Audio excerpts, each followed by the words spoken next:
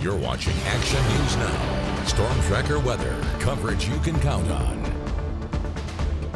Here's some video of the Skyway from earlier today. You can certainly see the clouds in the sky tell the story, even though the raindrops don't quite appear here. There were plenty of them all day long, and Howie joins us now with more on what we've seen, what we're going to see, Howie.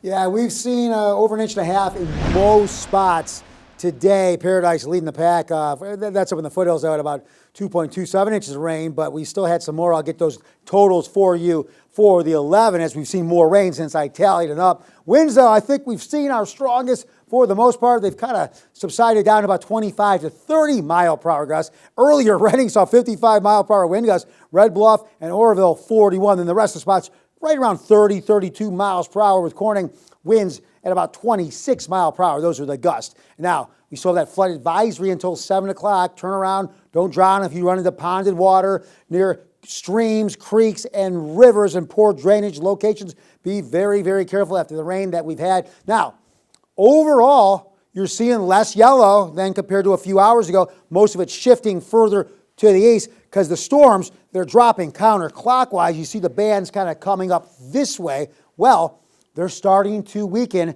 as the storms pull further to the south and away from the area. Overnight, we'll drop down to about 50 in the valley. Higher elevations, though, some spots where we stayed pretty steady in the upper 40s, we'll drop down to the mid-30s in some of those locations. Tomorrow, just slightly or even close to average for high temperatures, but the winds will be less. We'll start to dry, and we'll start to see more sunshine as the day moves forward. Here's our future cast. So here's Thursday evening. Let's move the timeline into Friday. You're starting to see those storms pull away, lose their energy. We'll hang out of some cloud cover, maybe some showers in the highest of elevations. Other than that, drying out on Friday. As I talked and mentioned, storms pulling away from north to south and further away from the area.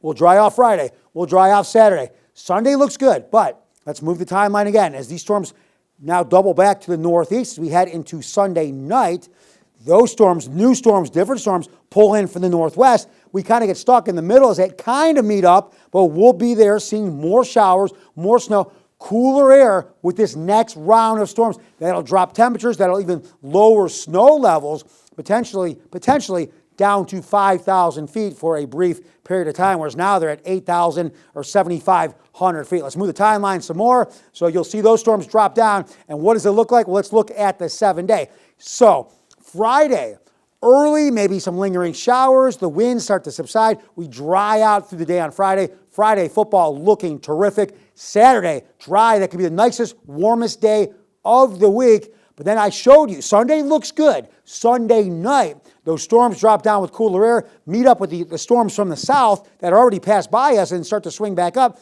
We cool down with more rain chances and mountain snow once again. And the rest of the week, for the most part, staying on the cooler side, especially with those rain and windier days that we will have in the mix.